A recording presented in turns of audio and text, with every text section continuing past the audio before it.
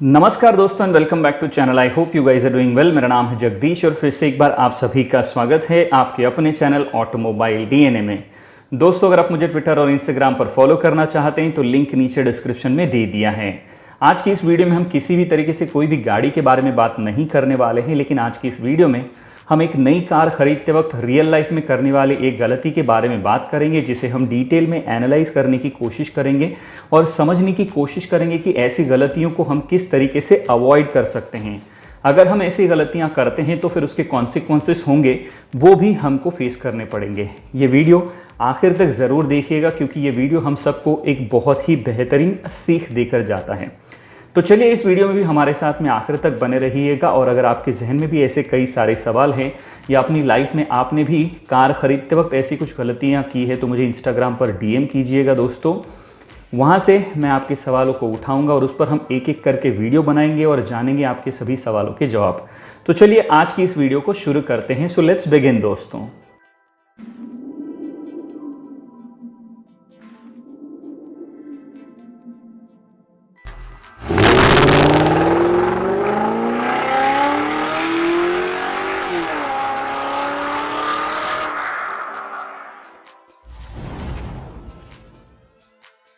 आज की वीडियो में सबसे इम्पॉर्टेंट बात यह है दोस्तों कि मेरे एक सब्सक्राइबर हैं और मेरे करीबी मित्र भी हैं, उनके हाथों से एक अनजाने में गलती हुई है जिस पर हम डिटेल में चर्चा करेंगे।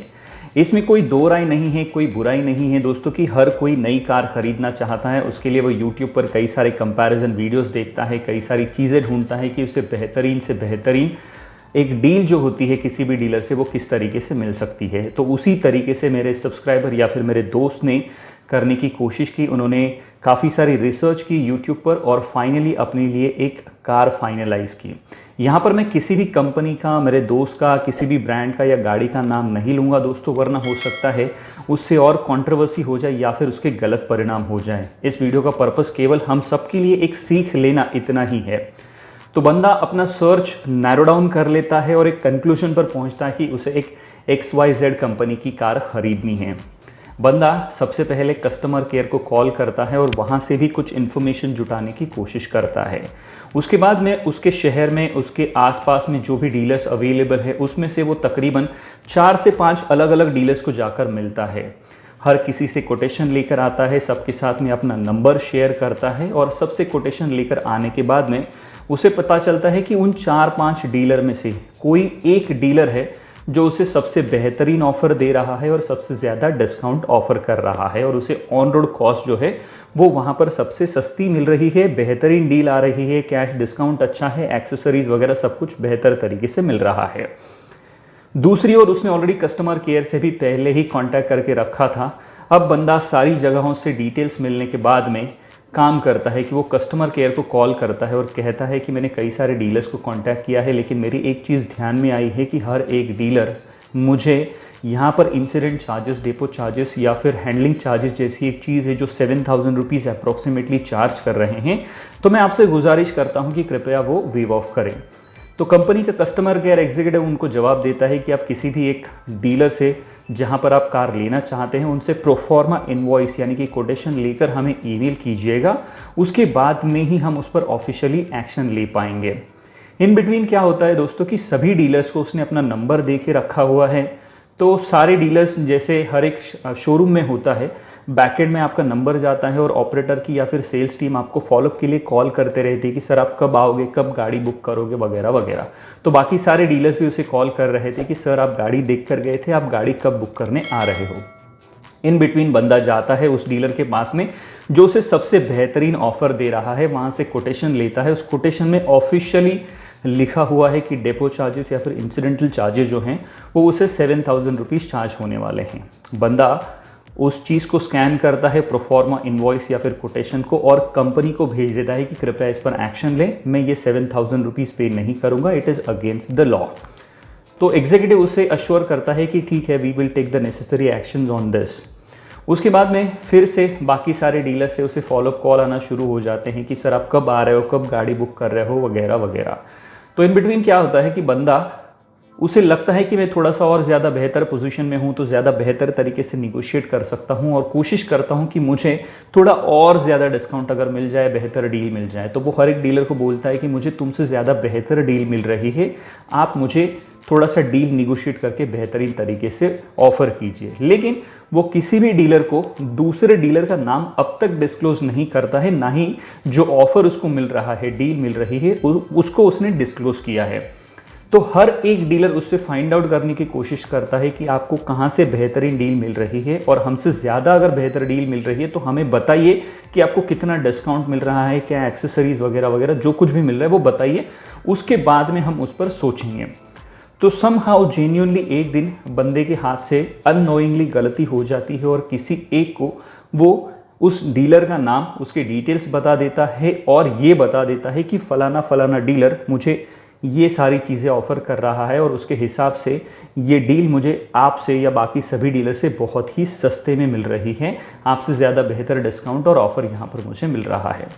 तो इसका परिणाम ये हो जाता है दोस्तों कि बाकी के जो भी डीलर्स हैं वो सारे मिलकर उस डीलर की जो सबसे ज़्यादा डिस्काउंट ऑफ़र करके गाड़ी बेच रहा है उसकी कंपनी के पास में स्ट्रेट अवे कंप्लेंट कर देते हैं कि ये डीलर कंपनी की पॉलिसीज़ और एसओपीज़ को उसका गलत फ़ायदा उठा रहा है, उसके अगेंस्ट में काम कर रहा है और कंज्यूमर को ज़्यादा डिस्काउंट दे के गाड़ी बेच रहा है। तो ये डीलर्स के अधिकारों का हनन है, जिसकी वजह से परिणाम ये होता है दोस्तों कि कंपनी स्ट्रेट अवे उस डीलर को या तो कॉल करती है या ईमेल करती है और उन्हें बताती है कि उनको 75,000 रुपीज़ का फ़ाइन लगेगा, क्योंकि उन्होंने कंपनी और डीलरशिप के बीच में जो पॉलिसीज़ हैं, एसओपीज़ हैं, उसका उल्लंघन किया है। उसके अलावा जो भी सेल्स एग्जीक्यूटिव है जिसने कंज्यूमर को ये डिस्काउंट ऑफ़र दिया है, ये चीज़ें प्रॉमिस की है, उसकी नौकरी जाएगी, उसे नौकरी से निकालना पड़ेगा। उसके बाद में मेरा जो दोस्त है, सब्सक्राइबर है, उसको कंपनी से फ़ोन आता है, यानी कि डीलर से, शोरूम से कॉल आता है, सेल्स मैनेजर मिलने भी आ जाते हैं और कहते हैं कि सर आपने कंपनी को बताया था कि हम आपको ये ऑफ़र दे रहे हैं। तो वो कहता है मैंने कंपनी को तो नहीं बताया था, बट अनफॉर्चुनेटली मेरे से गलती हो गई और मैंने किसी और डीलर को ये बता दिया था ताकि मुझे ज़्यादा बेहतर डील मिले।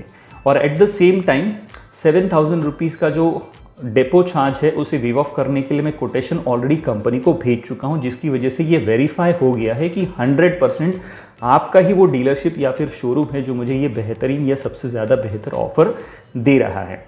उसके बाद में फिर वो सेल्स मैनेजर उसे बताता है कि इस चीज़ की वजह से कंपनी हमारे ऊपर एक लीगल एक्शन लेगी, जिसकी वजह से हमें 75,000 रुपीज़ पॉलिसीज़ वायलेट करने के लिए 75,000 रुपीज़ का फ़ाइन भरना पड़ेगा और जो बंदे ने आपको कोटेशन दिया है उसे नौकरी से निकालना पड़ेगा। अब उसके बाद में सेल्स मैनेजर उस बंदे को यहाँ पर एक अश्योरेंस देके जाता है कि okay let me see what I can do from my and. अपने स्तर पर हम लोग इसे किस तरीके से हैंडल करने की कोशिश कर पाते हैं उस पर फिलहाल हम बात कर लेते हैं, देखते हैं, आप थोड़े समय के लिए रुक जाइएगा। लेकिन मेरा जो दोस्त है, मेरा सब्सक्राइबर है, उसे थोड़ा सा बुरा लगता है। बुरा इस चीज़ का नहीं लगता कि वो डेपो चार्जेस वे ऑफ होंगे या नहीं, बुरा इस चीज़ का नहीं लगता कि उसे वो बेहतरीन डील मिलेगी या नहीं, बुरा इस चीज़ का लगता है कि उसने अनजाने में वो डील दूसरे डीलर्स से डिस्क्लोज़ कर दी और उन्होंने उसका सही फ़ायदा ना उठाते उसका गलत इस्तेमाल किया और इस डीलर को परेशान करने की कोशिश की। बुरा इस चीज़ का लगता है दोस्तों कि अनजाने में उसकी गलती की वजह से एक सेल्स एग्जीक्यूटिव की नौकरी जाने वाली है, और आज के इस पैंडमिक के दौर में अगर किसी की नौकरी जाती है तो उससे बुरी बात कोई नहीं है, क्योंकि अगली नौकरी उसे कब मिलेगी इतने नेचुरल हालात फ़िलहाल हमारे देश में अभी नहीं है। तो इस चीज़ का उसे बहुत ही बुरा लगा, बहुत ही गिल्ट लगा। तो हम लोगों को भी ऐसी गलतियां अवॉइड करनी चाहिए दोस्तों, ऐसी गलती बिल्कुल भी ना करें। अगर आपको एक बेहतरीन डील चाहिए तो कई सारे बेहतरीन वीडियोस आपको मिलते हैं, लेकिन वो देखने के बाद भी आपको थोड़ा सा स्मार्ट गेम खेलना होता है। उदाहरण के तौर पर मैं यहाँ पर केवल कुछ कंपनीज़ के नाम अब लेने जा रहा हूँ। फॉर एग्जाम्पल, अगर आप फोर्ड से कोई ऑफ़र लेते हैं किसी कार के लिए तो उनको बोलिए होंडा वाला मुझे बेहतर ऑफ़र दे रहा है। होंडा से अगर ऑफ़र लेते हैं तो बोलिए मुझे टाटा वाले आपसे बेहतर ऑफ़र दे रहे हैं। टाटा से कोई अगर आप ऑफ़र लेते हैं तो बोलिए मुझे मारुति से बेहतर डील मिल रही है। लेकिन कभी भी आपको क्या अमाउंट मिल रही है, क्या डिस्काउंट वगैरह मिल रहा है, वो सारी चीज़ें ओवरऑल पैकेज डिस्क्लोज़ ना करें और डीलर के डिटेल्स भी डिस्क्लोज़ ना करें, जिसकी वजह से किसी बंदे की नौकरी जा सकती है, जो कि एक बहुत ही बुरी बात है। 10-15 हज़ार रुपये, 5,000 रुपये का डिस्काउंट प्लस या माइनस मिलेगा दोस्तों। लेकिन किसी की रोज़ी रोटी अगर हमारी वजह से चली जाती है, विच इज़ अननोइंगली, उसने जानबूझकर ये नहीं किया है, गलती से हो गया है, लेकिन फिर भी किसी की रोज़ी रोटी जाना एक अच्छी चीज़ नहीं होती है, उसे भी बहुत बुरा फील हो रहा है। तो अपनी तरफ से जो भी सॉल्यूशन उसके लिए मैं दे सकता था, उस पर मेरी उससे बात हुई और मैंने सारी चीज़ें उसे बता दी हैं। अब हम केवल वेट एंड वॉच कर सकते हैं कि डीलरशिप और कंपनी इन सारी चीज़ों पर क्या एक्शन लेती है। तो आज का ये वीडियो बनाने का मेरा मकसद यही था दोस्तों कि ऐसी चीज़ों को आप अवॉइड करें, और अगर आपको चीज़ें पता भी हैं तो आपको एक बहुत ही बढ़िया तरीके से स्मार्ट गेम खेलना होता है कि कौन से डीलर को किस तरीके से चॉकलेट देनी है और किस तरीके से बाटली में उतारना है, ताकि आपको ज़्यादा से ज़्यादा बेहतरीन डील मिल सके दोस्तों। क्योंकि एक चीज़ 100% है दोस्तों, उस बंदे ने कोटेशन बनाई है, ऑफिशियल पेपर पे कोटेशन दिया है, इसका मतलब ये होता है कि उसने अपने सीनियर से इस चीज़ का अप्रूवल लिया है। या तो उसका टीम लीडर हो सकता है, या फिर उसका सेल्स मैनेजर हो सकता है, या फिर उसके मैनेजमेंट ने उन सभी सेल्स एग्जीक्यूटिव्स को ये इंस्ट्रक्शंस दे के रखे हैं पहले से कि आप इस हद तक जा सकते हो, इतना डिस्काउंट दे सकते हो। उसके बाद ही बंदे ने वो कोटेशन बनाया होगा। और ये हर एक डीलर करता है, जिन्होंने कंप्लेंट की है वो लोग भी करते हैं, और जिसके अगेंस्ट कंप्लेंट हुई है वो डीलर भी ये सभी चीज़ें करता है। लेकिन एक कहावत है दोस्तों, आप पकड़े गए तो चोर, नहीं पकड़े गए तो साहूकार। तो बस यही चीज़ है। बाकी सभी डीलर्स अब अपना गुस्सा उस डीलर पर निकाल रहे हैं दोस्तों, जबकि हर कोई यही गलती करता है। अगेंस्ट द लॉ होने के बावजूद भी हर कोई depot charges, incidental charges charge करता है, और हर एक बंदा, हर एक डीलरशिप इन्हीं तरीके की ट्रिक्स आजमाता है अपनी गाड़ी बेचने के लिए।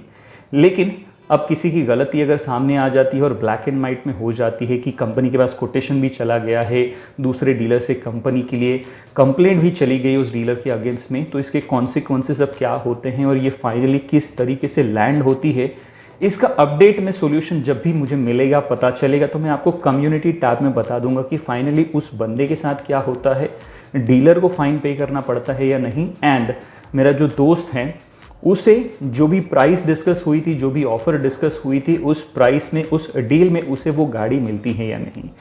तो इस वीडियो के ज़रिए आप सभी से यही गुजारिश है दोस्तों कि थोड़ा सा स्मार्ट खेलिएगा और अपने लिए एक बेहतरीन डील पाने की कोशिश कीजिएगा। उसमें कोई गलत नहीं है, कोई बुरी चीज़ नहीं है, हर कोई अपने पैसे बचाना चाहता है, लेकिन अपनी गलती की वजहों से अननोइंगली किसी की रोज़ी रोटी ना जाए, ऐसी कोशिश भी ज़रूर कीजिएगा। हम अपनी तरफ से उस बंदे के लिए जितना बचाने की कोशिश कर सकते हैं, whatever is possible, we will definitely try and do it. तो मैं उम्मीद करता हूं दोस्तों कि आज की इस वीडियो से हम सबको एक बेहतरीन सीख मिली होगी, और हम भविष्य में ऐसी सभी गलतियां करने से बचेंगे जिससे किसी का नुकसान ना हो। उम्मीद करता हूं ये वीडियो आपको पसंद आया होगा। अगर ये वीडियो आपको पसंद आया है तो इसे अपने दोस्तों के साथ में फेसबुक और व्हाट्सएप पर शेयर करना बिल्कुल भी ना भूलें। अगर आप हमारे चैनल पर नए हैं तो इसे सब्सक्राइब कर ले, बेल आइकन ऑल नोटिफिकेशन के बटन को दबाना बिल्कुल भी ना भूलें। और हमेशा की तरह जब तक हम और आप मिलते हैं अगली वीडियो में, तब तक के लिए सुरक्षित चलिएगा, सुरक्षा नियमों का पालन कीजिएगा, अपनी और दूसरों की जान की रक्षा कीजिएगा। धन्यवाद दोस्तों।